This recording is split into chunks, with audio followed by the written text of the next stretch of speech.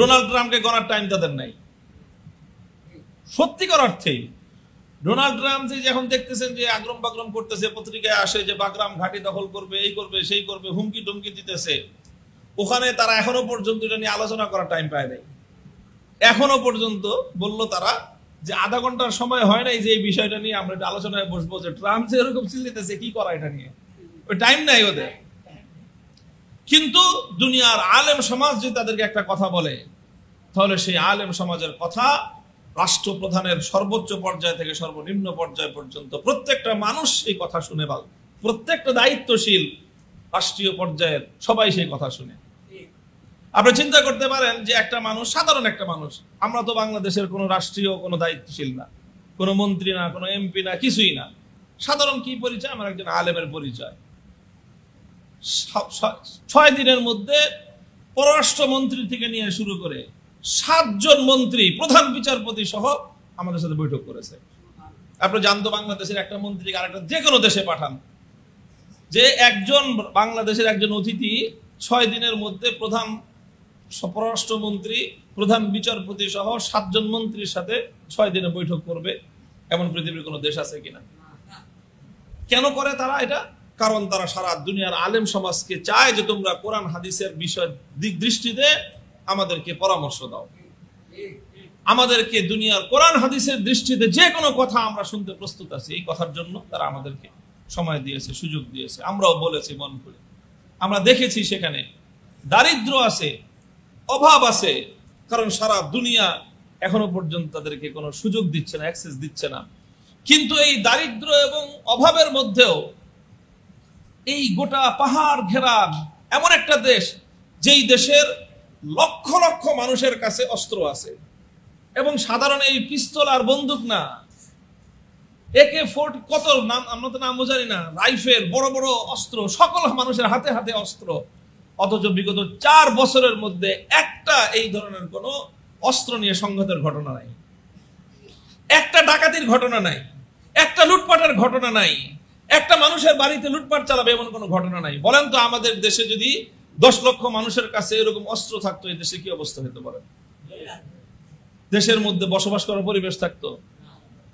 কোরআনী শাসন মানুষকে এমন ভাবে সেখানে নিরাপত্তা প্রতিষ্ঠিত করেছে, রাত 2টা 3টা 4টার সময় এক প্রান্ত থেকে পাহাড়ি রাস্তা, আমরা এক এলাকায় গেলাম, একেবারে প্রায় 500 কিলোমিটার দূরত্বের অবস্থা কাবুল থেকে, 500 কিলোমিটার, রাত 8টার সময় রওনা করছে, আস্তে আস্তে রাত 2টা বাজছে, পাহাড় আর পাহাড়, পাহাড় আর পাহাড়, পাহাড়ের ভিতর দিয়ে আসলাম।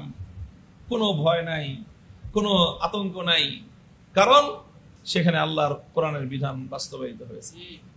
এই নিরাপত্তা আমরা নিজেরা সুচক্ষে দেখেছি। সেখানে অভাব আছে, অনটন আছে, কিন্তু কোনো দরিদ্র অসহায় মানুষকে না খাওয়ায় নিজে খাওয়ার প্রতিযোগিতা নাই।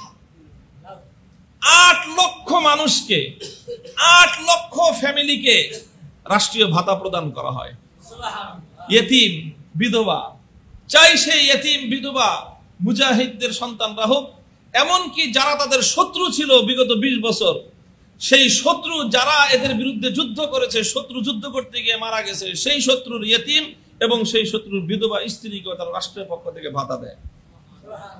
তোর বাপে মরে গেছে আমাদের বিরোধিতা করে, বাপের দোষ, তোমার তো দোষ নাই, তুমি ইয়েতিম, তুমি রাষ্ট্রের কাছ থেকে ভাতা পাবা। তুমি বিধবা, তোমার স্বামী আমাদের শত্রু ছিল, কিন্তু তুমি তো আমার শত্রু না, তুমি বিধবা, তুমি রাষ্ট্রের কাছ থেকে ভাতা পাবা। শত্রু মিত্র ভেদাভেদ ছাড়া প্রায় 1 মিলিয়ন মানুষকে কমসে কম মাসে $100। $100 বাংলাদেশে কত হয় বলেন? হ্যাঁ, 12,000 টাকা হয় প্রায়। বাংলাদেশে প্রায় 12,000 টাকা হয় $100। ওখানকার মুদ্রার দাম অনেক বেশি আমাদের চেয়ে, ওখানকার মুদ্রার দামে $100 5,000 টাকার কিছু বেশি হয়। কমসে কম $100, বেশি আরো $200-300 পর্যন্ত। এবার হিসাব করে দেখেন যে 1 মিলিয়ন মানুষকে যদি প্রতি মাসে মিনিমাম $100 করে দেওয়া লাগে, তাহলে কত টাকা খরচ হয় হিসাব করে দেখেন। পৃথিবীর এত বড় বড় অনেক অর্থনৈতিকভাবে সমৃদ্ধ জাতি রাষ্ট্র আছে, কারো পক্ষে এটা কি সম্ভব যে এরকম $100 করে এরকম 1 মিলিয়ন মানুষকে সহযোগিতা দিবে, বিধবা এবং এতিমদেরকে? আল্লাহ পাক রব্বুল আলামিন এই সবই দিয়েছেন আল্লাহর কোরআনের বরকতে, ইসলামী শাসন ব্যবস্থার বরকতে। আল্লাহ পাক রব্বুল আলামিন এই উম্মতকে, কোরআনের এই উম্মতকে, যারা কোরআনের উম্মত, যাদের জন্য আল্লাহ কোরআন নাজিল করেছেন, সেই উম্মত যেন আল্লাহর কোরআনকে আঁকড়ে ধরে, এটাই হবে আগামী উম্মতে মুসলিমার সবচেয়ে বড় চ্যালেঞ্জ। এবং ইনশাআল্লাহ গোটা উম্মতে মুসলিমা অদূর ভবিষ্যতে ঐক্যবদ্ধ হয়ে আল্লাহর কোরআনের রজ্জুকে আঁকড়ে ধরবে। এই শক্তিকে রোধ করার ক্ষমতা পৃথিবীর কারো নাই।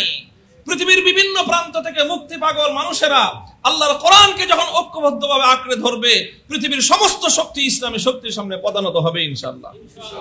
সেই দিন ইনশাআল্লাহ অতি সন্নিকটে। আল্লাহ পাক রব্বুল আলামিন আমাদেরকেও সেই দিন দেখার তৌফিক দান করেন, যখন এই গোটা উম্মাহ আল্লাহর কোরআনের সোনালী শাসন ব্যবস্থায়, কোরআনের শান্তির সামিয়ানার নিচে সারা দুনিয়ার মানুষকে শান্তির সুখ উপহার দিতে পারবে। ওয়া আখিরু দাওয়ানা আলহামদুলিল্লাহি রাব্বিল আলামিন। আসসালামু আলাইকুম ওয়া রাহমাতুল্লাহ।